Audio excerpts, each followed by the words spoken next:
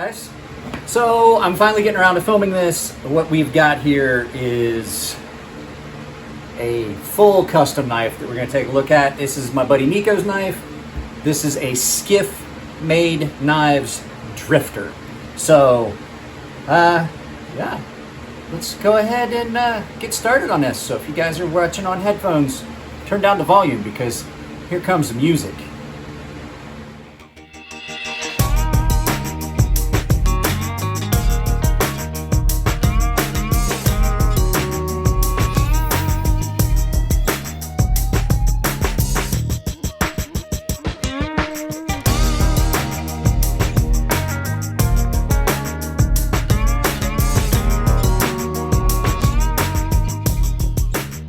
Guys, like I said, this is another one of those knives that is not in the budget realm. This is a Skiff Made Blades Drifter, and this was done to Nico's specifications. So I think these started like around $750, $725, $750, and then prices went up based on options. This is a cool knife, but it's got a couple things about it that are going to be things that I personally would be afraid to carry this knife. I was going to carry Nico's knife, and I couldn't make myself do it. I was afraid I was going to damage it. And I'll show you what I'm talking about. So it is a flipper, and these are one of those knives that's somewhere between a full CNC, like a Grimsmo Norseman, and a custom knife, because there's a lot of handwork that's done on these. So these are basically a CNC'd custom knife. So they're not a mid-tack or anything like that. I can't find out info. I don't know if he outsources these screws. They look like they have been outsourced. They look really similar to the Steve Kelly style pivot screws and things like that. With that all being aside, we're going to turn this around right now, and we'll get the camera set up. I can't give you much in the way of specs because I can't find anything really online about what the specs as far as size and things like that. So we'll do some measurements. But let's turn it around because this is a gorgeous knife. We'll get some weights and things like that. So hang out just a second. I'll get you turned around and we'll take a look at it. So what are we looking at? We are looking at this. Just looking at it, you see it's gorgeous. Now, that is a scratch that did not come from factory this way. Nico has carried this.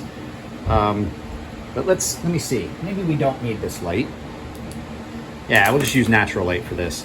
So let's take a quick overall look at it. I did just measure the blade, so you're looking at a 3.5 inch, very well made, very well done Wharncliffe that has been done in a hand rub satin, which, as you can see, does fingerprint horribly. Blue pivot collar, 3D milled scales, 3D milled pocket clip. Really attractive. And for those of you that like attention to detail, there is a flat spot under the pocket clip to prevent this from catching, because this could be kind of aggressive. So let's turn this light back on so we can see it a little bit better, and it will wash out the anodizing. I wanted you guys to see that. All the anodized hardware, and this has got a back spacer as opposed to standoff. So Nico had this one special ordered, and it was done to his specifications. This knife wound up being a little bit more than some of the other ones. I like this pivot collar. That's a good look right there. So with the things that Nico had as an option, this came out to about $800. I have the actual receipt. $825. This was right at $825, which is not bad. So if you look in here, I believe you can see some of them have the model number inside. I don't believe this one is going to be easy to find. Drifter number 19. So this is serial number 19.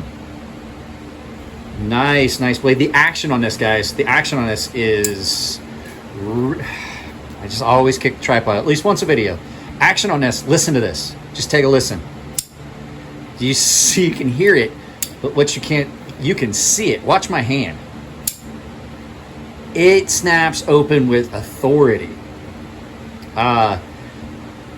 There is not a steel lock bar insert. It is titanium on steel. However, there is no lock stick. It does have an internal stop pin. And when I say internal stop pin, it's in a groove inside the blade as opposed to an exposed. So it's an enclosed stop pin. So an external stop pin would be here. An enclosed stop pin is here, and then an exposed internal stop pin is just where it is like this. As you can see, there is the stop pin on this knife.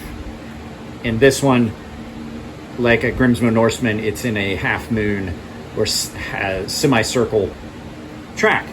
So there is no exposure to it. Little attention to detail things. Look at how polished everything is. With the exception of the lock face, and I can explain to you why you wouldn't want to polish your lock face when we get around to it. Everything is polished really well. Really, really well. Even that tip right there. Let's take a look at that on its own. That to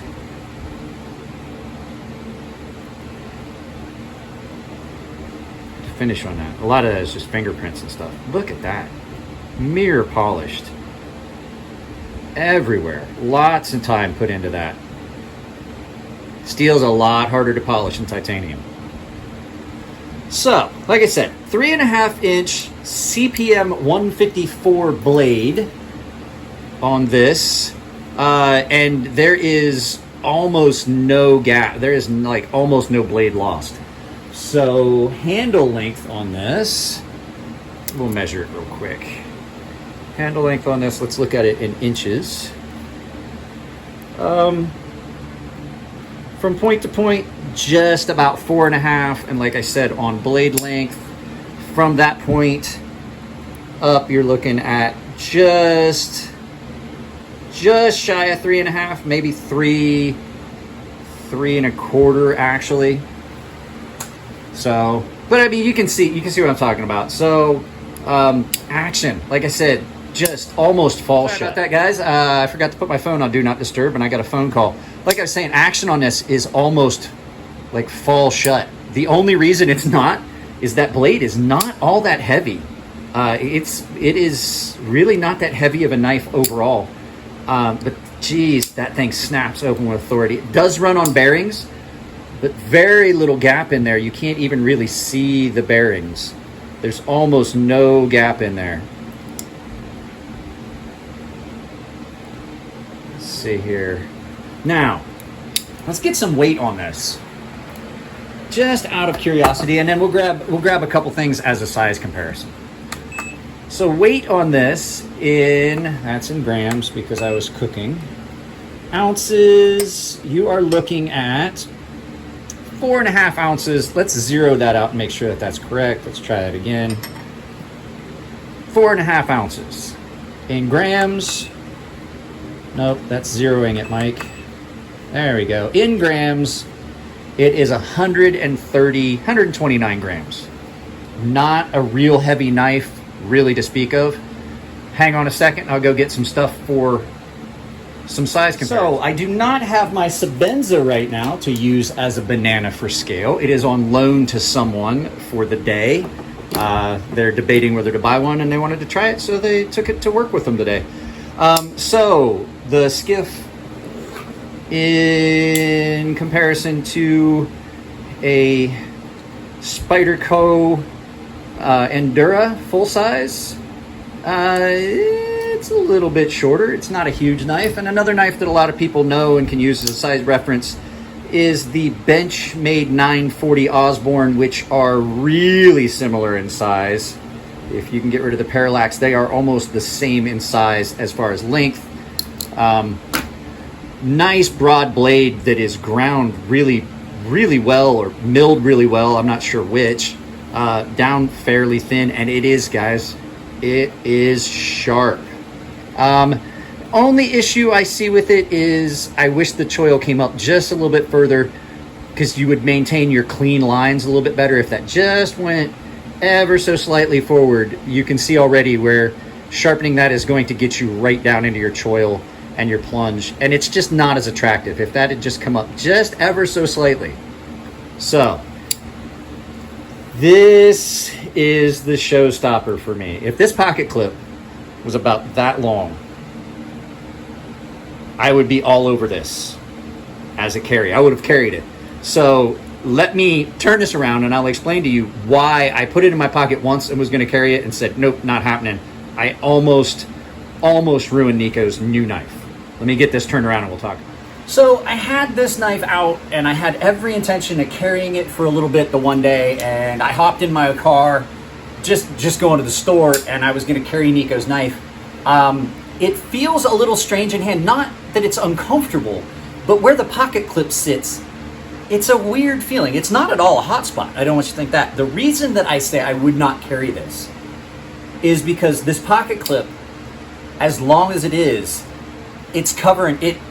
There's a lot of space right there that something can get under it and bend that pocket clip out. And I was getting out of the car at the store, and I started to take my seatbelt off.